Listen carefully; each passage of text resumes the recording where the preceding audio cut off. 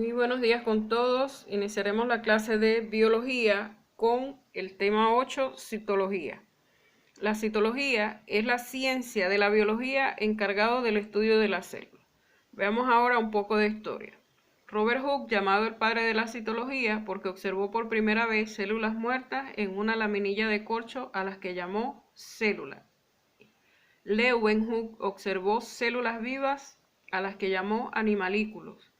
Dujardin descubrió el citoplasma. Robert Brown descubrió el núcleo. Sleiden y Swan propusieron la teoría celular. Virchow dijo que toda célula proviene de otra célula. Jonathan Singer y Gary Colson propusieron el modelo de mosaico fluido para la membrana celular. Y James Coe recibió el premio Nobel por descubrir la bomba de sodio-potasio en la década de los 50. ¿Qué es la célula? La célula es la mínima unidad anatómica, fisiológica y genética de todos los seres vivos. ¿Cómo se clasifica la célula? Pues existen varios criterios para clasificarla. Clasificaremos de acuerdo a su nutrición. De acuerdo con su nutrición pueden ser autótrofas, heterótrofas o mixótrofas. Las autótrofas son aquellas que son capaces de sintetizar su propio alimento a partir de fuentes inorgánicas como el CO2. Ejemplo de ellas son las cianobacterias, algas vegetales, algunas bacterias, la babosa marina, entre otros. Las células heterótrofas son aquellas que consumen los alimentos sintetizados por las autótrofas. Ejemplos de ello, la mayoría de las bacterias, protozoarios, hongos y animales. Las mixótrofas son aquellas que, de acuerdo a las circunstancias de su entorno, realizan la síntesis o consumo de alimentos. Ejemplo de ellas es la euglena y algunas plantas carnívoras. De acuerdo con su evolución, la célula puede ser procariota o eucariota. Las procariotas, también llamadas procarionte, no presentan carioteca o membrana celular y solo se presentan en bacterias, cianobacterias, micoplasma, arqueobacterias, cuya pared celular contiene peptidoglucanos, además de poseer mesosomas para la respiración celular y ribosomas 70S. La célula eucariota, también llamada eucocito, es la célula típica de los organismos pluricelulares y de algunos unicelulares. Como consecuencia de su elevado grado de diferenciación, poseen gran número de estructuras y orgánulos. Diferencias entre células procariotas y eucariotas. Las procariotas son las primeras células que aparecieron. No presentan carioteca y su ADN está en el citoplasma. Su ADN es circular y desnudo, sin histonas.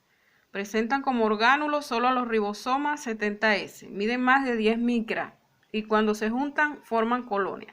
Se encuentran en los dominios de la bacteria, en bacterias y cianobacterias, y el dominio Archaea, las arqueobacterias.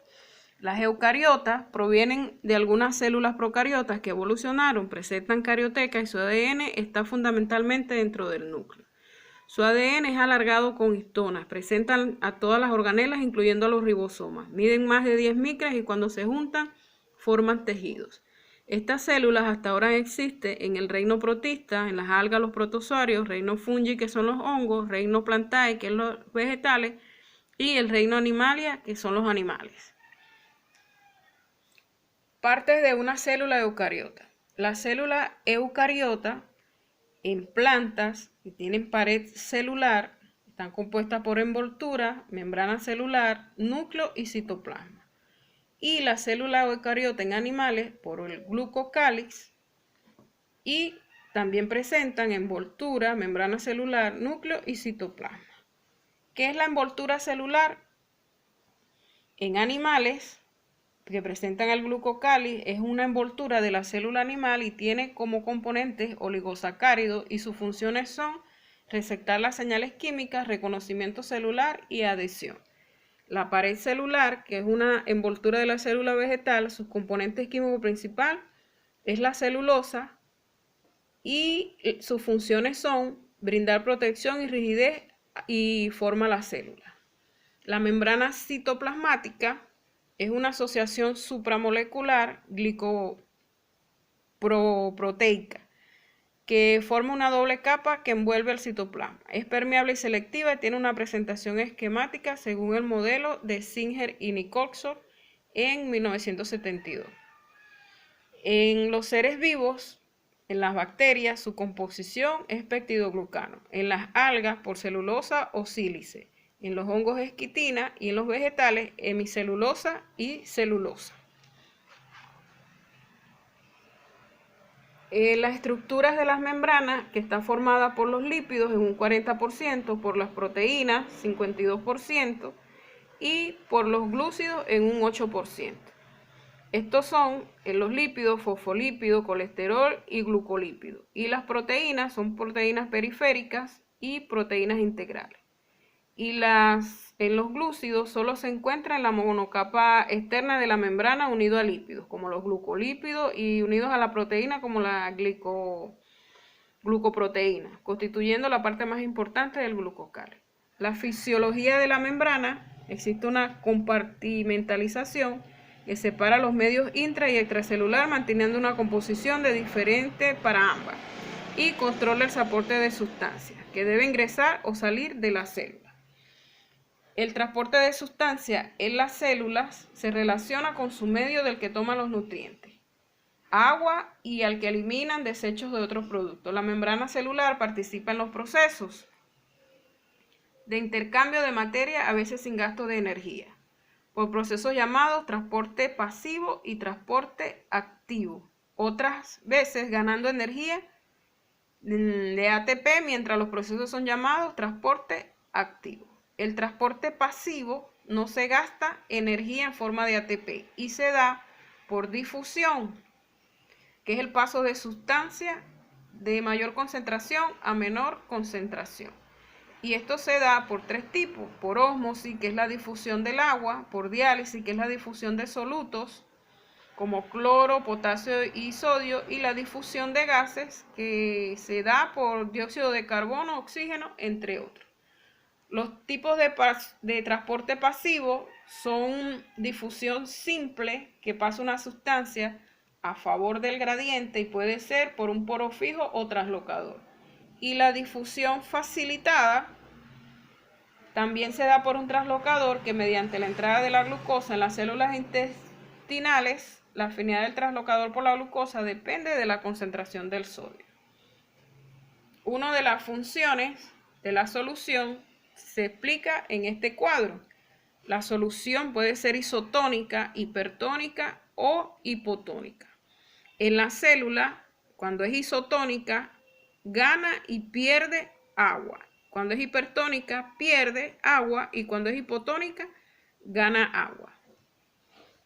El transporte activo se gasta energía en forma de ATP y se da en contra de la gradiente. Y cuando la masa a transportar al interior o al exterior de la célula es muy grande. Esto se da mediante bombas y mediante masas. Mediante bombas se transporta y en contra de la gradiente de la concentración, como la bomba sodio-potasio, la bomba de calcio y la bomba de yoduro. Mediante masas, que es un transporte activo que ocurre cuando se transporta sustancias cuyas masas son muy grandes y no pueden pasar por el poro de la proteína integral. De acuerdo con esto, se da por la dirección de transporte. Son endocitosis, cuando la sustancia ingresa, y la célula, de acuerdo con el estado. Cuando es sólida, como polvo y bacterias, entre otros, se llama fagocitosis. Cuando es pinocitosis, ingresa a la célula líquidos.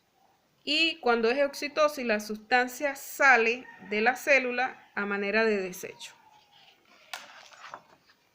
Le damos respuestas a las siguientes preguntas. ¿En qué organismos sus células presentan pared celular? Pues en el reino protista, en el reino fungi, el reino plantae y el reino animales. La número 2 dice: en las plantas y la pared celular está compuesta por celulosa, y en los hongos por quitina. Las funciones del glucocáliz es receptor de señales químicas y reconocimiento celular por adhesión. La número 4, ¿cuáles son las funciones de la pared celular? Y es brindar protección, rigidez y forma a la célula. La membrana celular está compuesta por lípidos, proteínas y glúcidos. Seguimos practicando y completamos el siguiente esquema. Los tipos de transporte son transporte activo y transporte pasivo. Los tipos de transporte activo son mediante bombas y mediante masa. Los tipos de transporte pasivo se dan por difusión facilitada y difusión simple. La facilitada es por afinidad y la difusión simple es de carácter favorable a la gradiente. Sus funciones son isotónica, hipotónica e hipertónica. Le damos respuestas a las preguntas propuestas. La número 1 dice, son conceptos de célula. Y la opción es la opción E, 1, 2, 3 y 4. La número 2, la membrana plasmática presenta, es la opción E, 1, 2, 3 y 4. Una célula procariota es la opción B, hongo unicelular. La número 4 dice, separación de moléculas de diferentes tamaños utilizando la membrana semipermeable que se realiza por un fenómeno de, es la opción E, ósmosis. El movimiento de moléculas a través de la membrana plasmática que requiere energía es la opción C, transporte activo. La número 6, con relación a la ósmosis, señala la proporción falsa. Es la opción B, requiere de energía en forma de ATP. La número 7, la célula procariota y bacterias respiran gracias, es la opción E, a los ribosomas. Indica el organismo, dice la 8, que consideras pluricelular. Es la opción E, A y B. Y la número 9, una de las siguientes células es de tipo eucariota. Es la opción A, un protozoario. La número 10, un ejemplo de ser vivo unicelular es la opción E, bacteriógrafo. Te dejo entonces con la tarea para la casa y la tarea de la ficha. Hasta la próxima clase.